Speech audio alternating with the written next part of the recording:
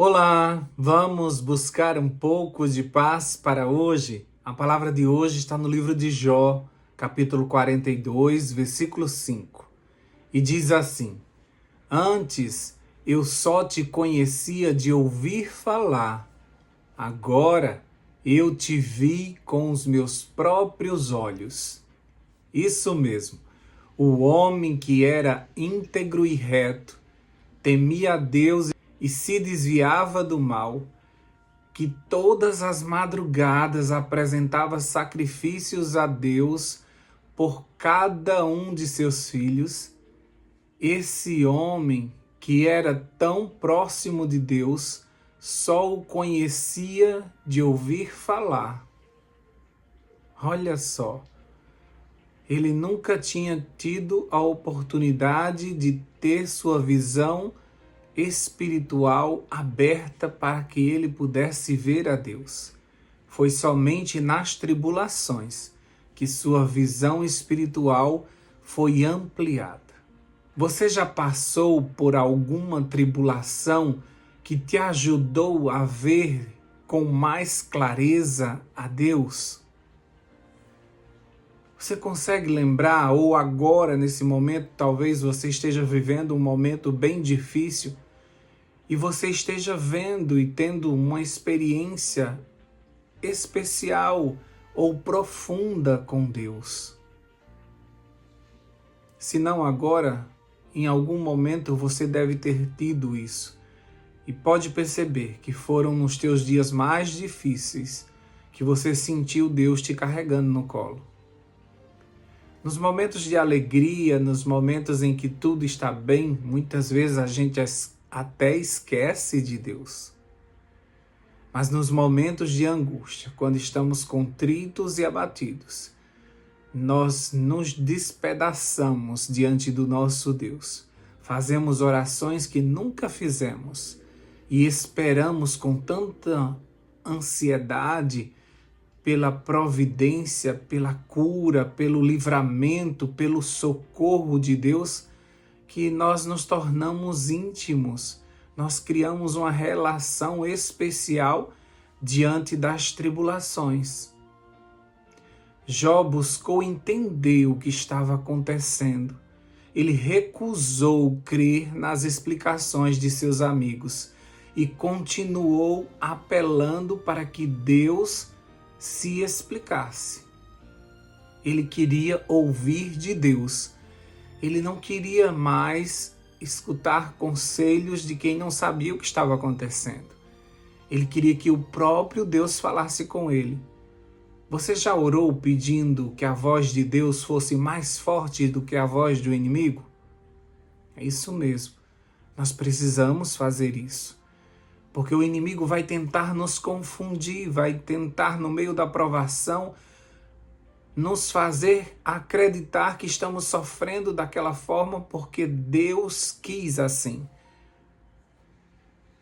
E muitas vezes a gente repete essa frase do diabo ao dizer: foi Deus quem quis assim. Estou vivendo assim porque Deus assim o quis. Eu não sei que Deus é esse. O Deus que eu conheço, ele só quer o melhor para nós. O Deus que eu conheço, ele está sempre nos elevando a um nível mais alto, mais alto, mais alto. Nós vamos crescendo em graça, crescendo em poder. Deus sempre quer o melhor para nós. Tanto é que as visões do céu, a eternidade apresentada pela Bíblia é muito luxo e riqueza. Não existe miséria, não existe sofrimento. Se Deus gostasse desse sofrimento, de tudo isso, ele permitia que isso tivesse no céu. Mas lá é um lugar de glória. Lá é um lugar de luxo. As nossas ruas serão de ouro, os nossos muros de pedras preciosas. Deus nos criou para o luxo. Ele colocou no nosso coração esse desejo. Mas o diabo faz com que a gente acredite que Deus está nos maltratando, é Deus que está nos castigando porque nós somos terríveis, porque nós somos pecadores. E muitas vezes nós confessamos os nossos pecados, pedimos perdão a Deus e as provações continuam. E aí o diabo diz, está vendo? Ele não te perdoou de verdade. Por isso que você está sofrendo.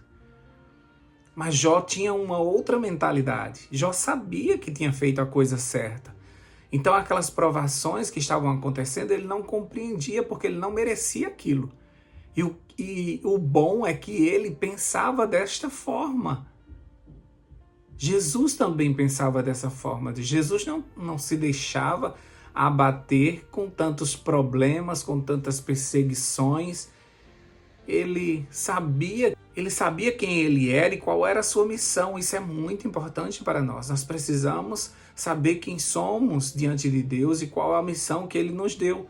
E quando o diabo vier com essas conversinhas, a gente repreende ele na mesma hora. Diz, não. Eu sei quem eu sou, eu sei em quem tenho crido, e eu sei que ele é poderoso e se levantará ao final, no momento certo. Outra coisa também que nós precisamos aprender e que nós estudamos durante toda essa semana é que durante a tribulação nós precisamos ter a humildade para reconhecer que Deus é soberano, Ele sabe o que está fazendo, Ele tem o domínio sobre todas as coisas, tudo está sob o seu controle. E por isso nós devemos continuar confiando na sua bondade e no seu amor. Ele não mudou, apesar das tribulações, apesar das crises, Ele continua sendo o mesmo e Ele continua usando de bondade para conosco e de amor. Então, os dias difíceis com Deus, a gente consegue passar. E para isso nós precisamos ser humildes e reconhecer: o Senhor sabe de todas as coisas, o Senhor sabe até onde eu aguento, e eu vou continuar te adorando, e eu sei que o Senhor está comigo. O problema é que no meio da tribulação, a gente coloca a nossa humildade de lado e a gente vem com toda soberba: o que foi que eu fiz? Porque o Senhor está me tratando dessa forma? Repreenda isso, pare com isso, eu não quero isso, eu não aceito isso. Você pode não entender, mas Deus está no controle. Você pode estar sofrendo porque você não entende o que está acontecendo. Mas Deus continua sendo Deus e merece ser respeitado por isso. Ele está nos levando para algo melhor. Diante das tribulações, nós precisamos também nos apegar a Deus. As tribulações, elas têm um poder sobre algumas pessoas de causar uma revolta. Nesses dias difíceis, aqueles que não estão firmados na palavra do Senhor, eles começam a se revoltar. Tem gente que, quando perde algo, quando passa por um divórcio, um desemprego, fica com raiva de Deus. E dizem: também não quero mais isso, vou sair desta vida, já que Deus não me ajuda nisso, então eu vou fazer do meu jeito. As tribulações na vida de todos os personagens bíblicos, os grandes heróis da fé, tornaram eles mais próximos do Senhor. Eles ficaram dependentes de Deus. Eles aprenderam a orar de forma mais poderosa ainda. Portanto, nesses dias de crise, busque em oração aquele que prometeu nunca nos abandonar. Hebreus capítulo 13, versículo 5. Isso mesmo. Não espere que o mundo pare para que você tenha um tempinho para chorar. O mundo não para.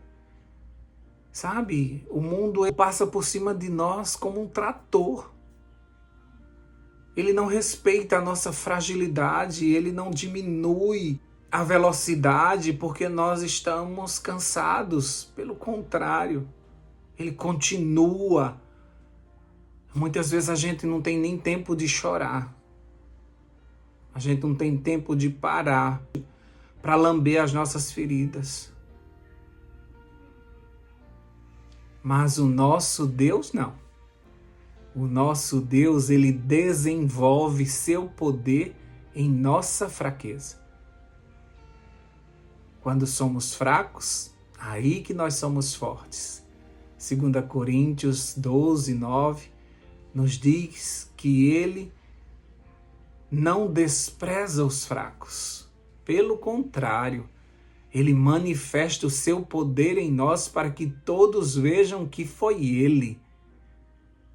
Portanto, creia,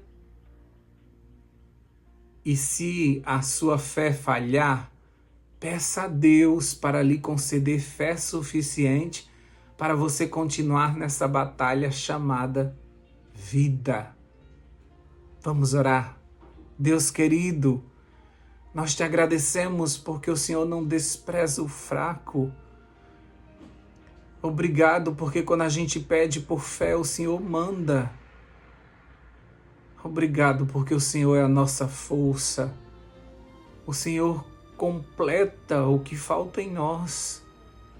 Obrigado porque o Senhor nos mantém de pé quando a gente quer ficar prostrado numa cama.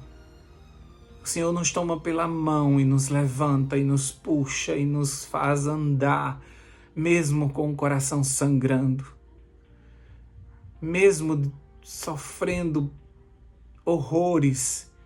O Senhor coloca um sorriso no nosso rosto e nos manda marchar.